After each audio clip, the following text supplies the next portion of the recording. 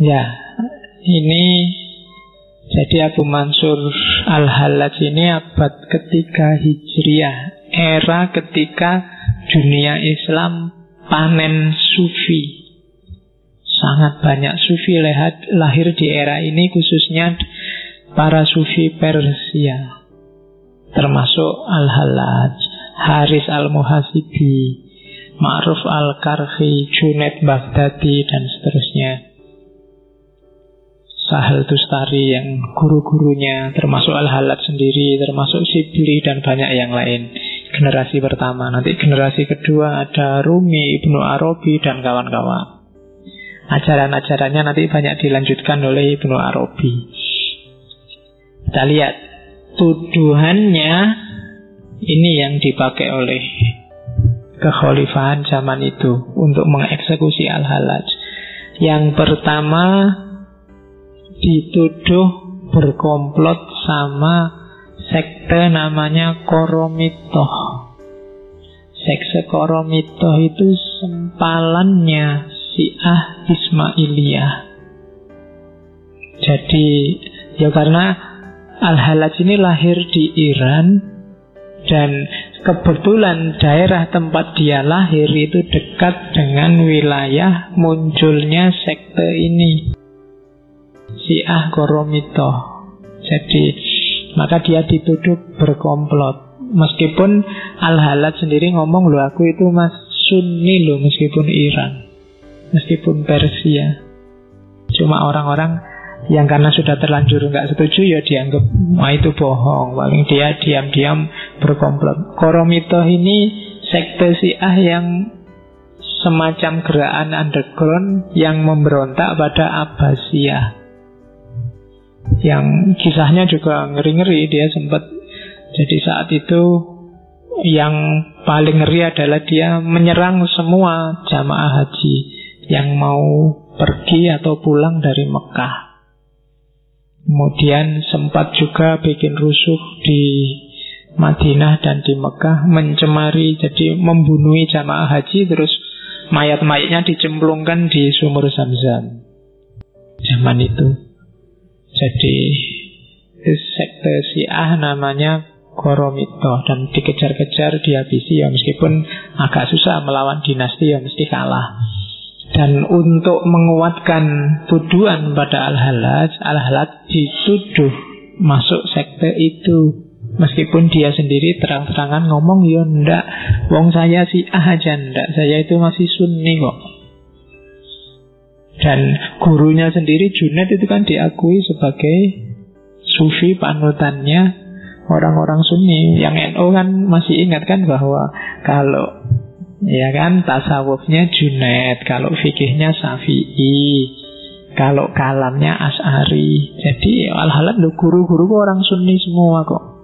Jangankan Koromitoh, Syiah aja saya ndak. Bahkan Koromitoh ndak diakui kan oleh Syiah, termasuk jenis Syiah yang hulat, yang berlebihan. Oke, itu ngerinya dunia kita secara politik. Yang kedua, ya karena satohat-satohatnya, karena pengikutnya banyak.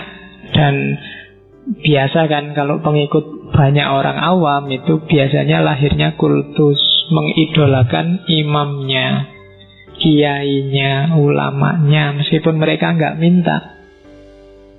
Dan itu dianggap membahayakan stabilitas oleh dinasti Abbasiyah saat itu. Makanya kalian hati-hati mengkultuskan orang atau kelompok itu. Kadang-kadang bukan kalian akibatnya yang dikultuskan, yang dianggap merusak, menyesatkan, kayak Sokrates kemarin. Makanya saya tidak usah dianggap kamu anggap ini dulu yang ngajarin Pak Faiz, so gawat nanti diserbu FPI ya aku. Oke, jadi itu sebabnya yang kedua, ngerusak umat. Terus yang ketiga, satohat-satohatnya. Jadi ucapan-ucapannya waktu ekstase. Ini kan susah. Orang sedang mabuk, orang sedang seneng luar biasa atau sedih luar biasa, itu kan kadang-kadang ucapannya tidak terkontrol saking senengnya. Dan itu yang terjadi dengan para sufi. Yang itu kategorinya satohat.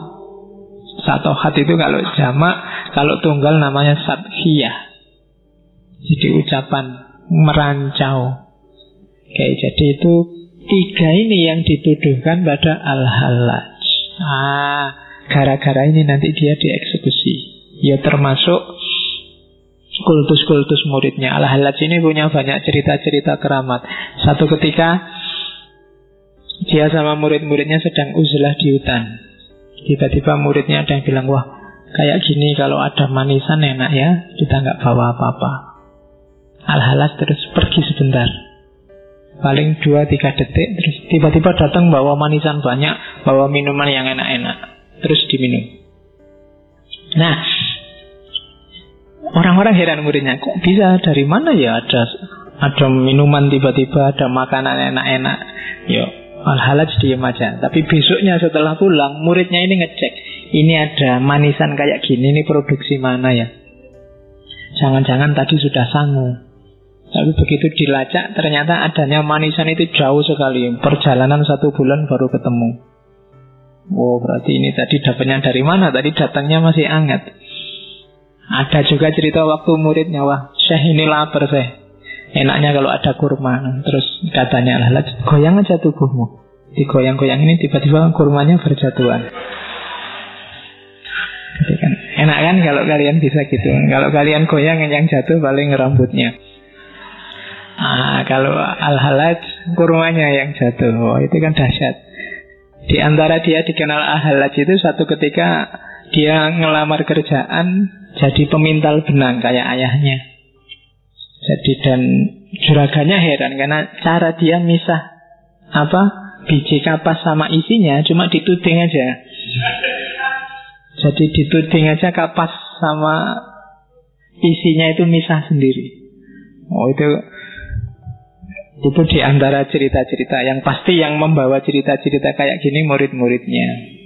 Dan bukan hal yang luar biasa kalau dalam dunia sufi. Meskipun yang kayak gini biasanya yang bikin kalian ngiler pingin jadi sufi, pingin karomah itu, kalau uzlahnya sama riadohnya males, ya kan?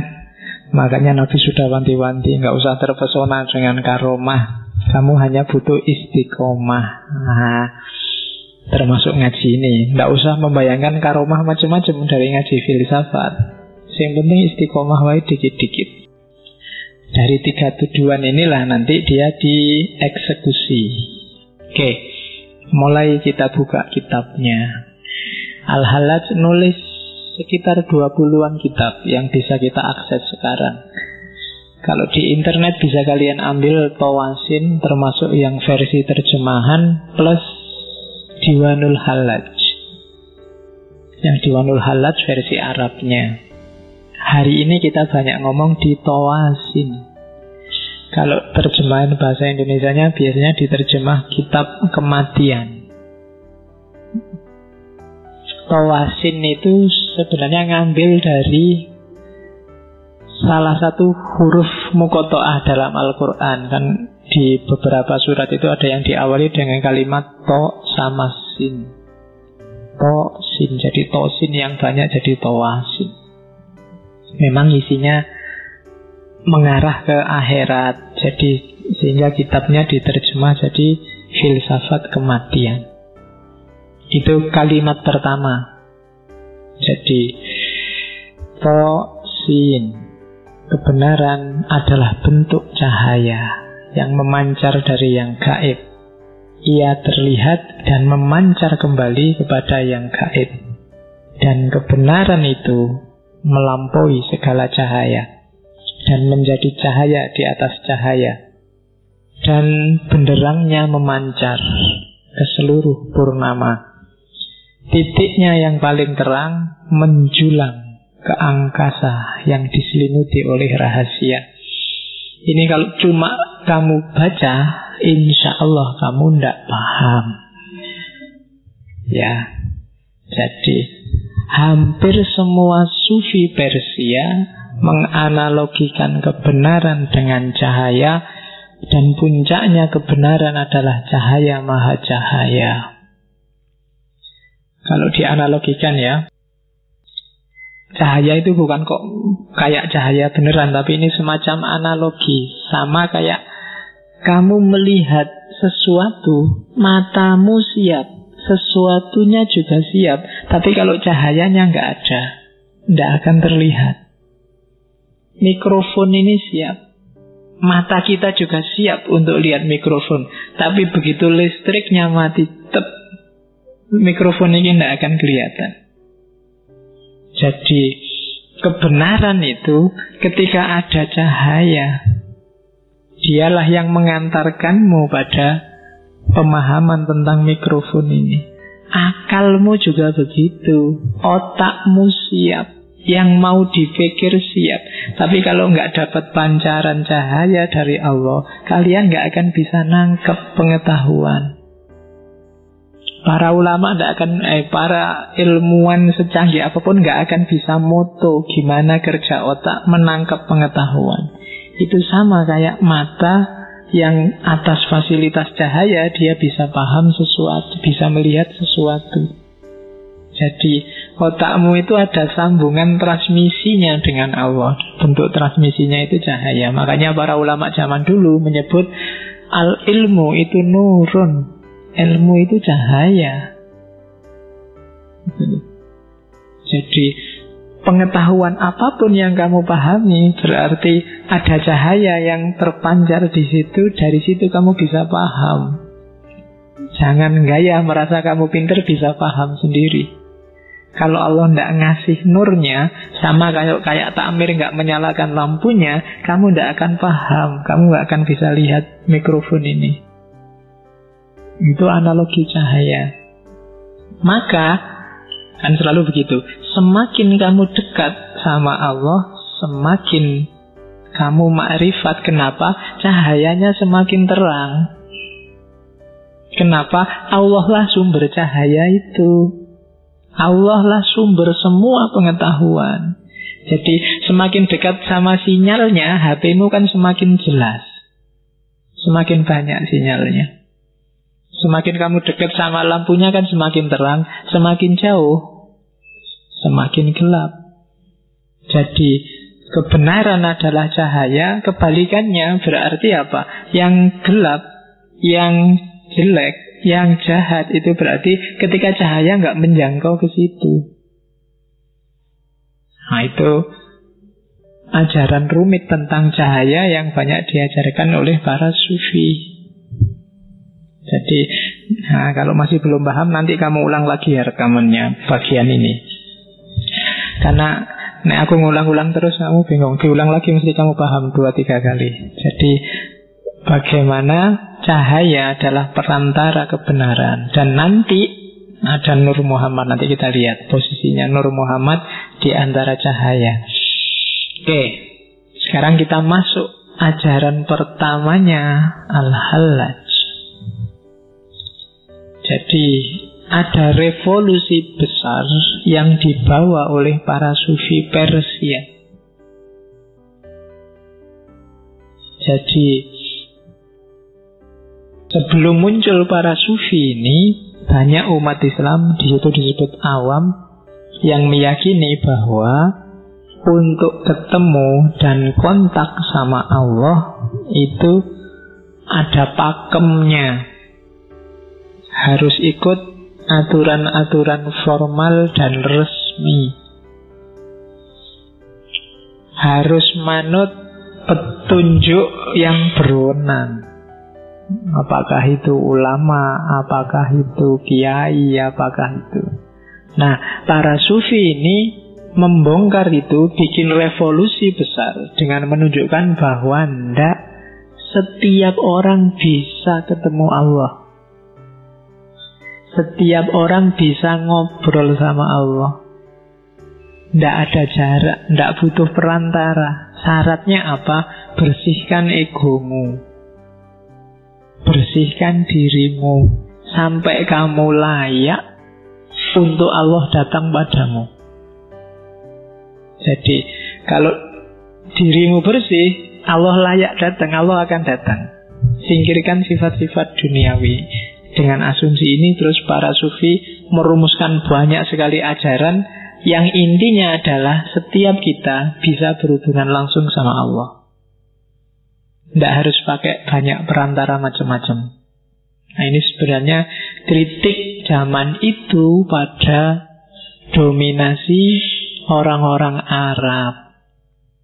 Jadi Persia ini awalnya adalah dinasti besar, kerajaan besar menguasai hampir 3/4 dunia. Begitu Islam datang, dia kalah.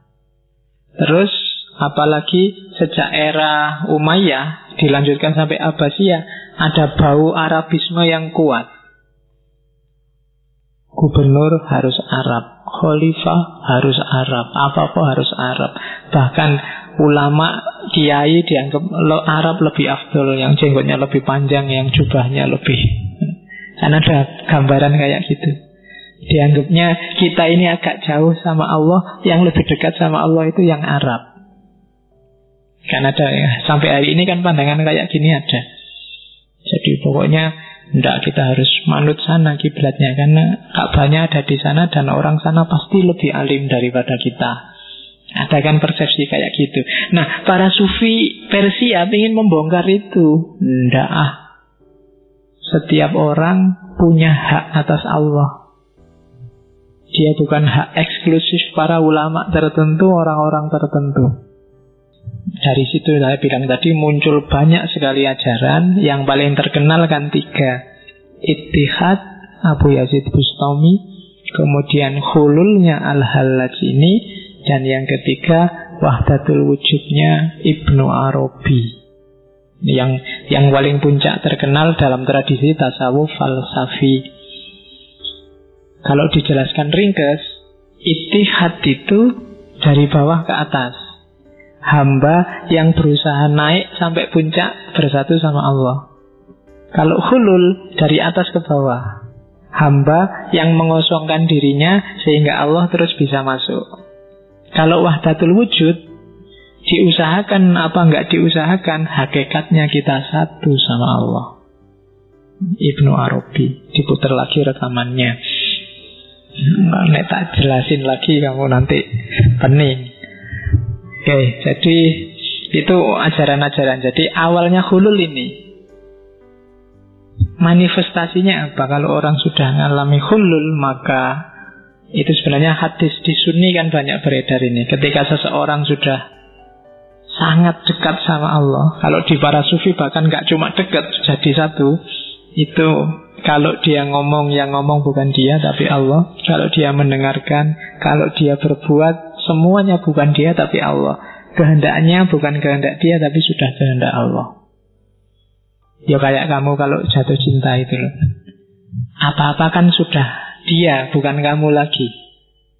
Begitu kamu jalan-jalan ke mall, lihat baju, wah, ini kalau tak beli ini suka mesti dia. Kan selalu dia. Makan aja, wah ini kalau tak beli ini dia seneng loh makan kayak gini biasanya. Ada apa aja yang terbayang dia. Nah itu ketika orang sudah sangat dekat jatuh cinta, maka jatuh cintalah sama Allah. Maka pikiranmu, ucapanmu, perbuatanmu ya selalu isinya Allah. Nah itu gambarannya. Kalau ketika orang jatuh cinta itu kan egonya nyisih, dimasuki oleh ego yang dia cintai. Dirinya sudah gak berarti apa-apa. Dan itu kan para sufi mati-matian menjelaskan ini. Beberapa malah bikin cerita-cerita alegoris. Misalnya bikin Laila Majnun lah, bikin Shirin Farhat lah. Itu sebenarnya sindiran untuk jatuh cintalah sama Allah. Kayak kamu kalau jatuh cinta sama lawan jenismu itu loh. Harusnya lebih dalam dari itu. Kayak Laila Majnun itu kan gimana orang sampai segila itu. Bukan gila, tapi sampai segila itu ketika jatuh cinta. Nah, teori ini gak laku bagi yang jomblo. Oke, nah, ya yang belum merasakan diinget-inget aja jadi teori. Yes. Siapa ngerti besok kepake. Jadi ya, Ya, buktikan sendirilah besok. Tapi yang sudah punya bisa sekarang. Oke, jadi ketika kamu sudah dekat dengan sesuatu, cinta dengan sesuatu, biasanya dirimu lenyap. Yang ada hanya dia. Dan itu yang dialami oleh para sufi, termasuk Al-Hallaj.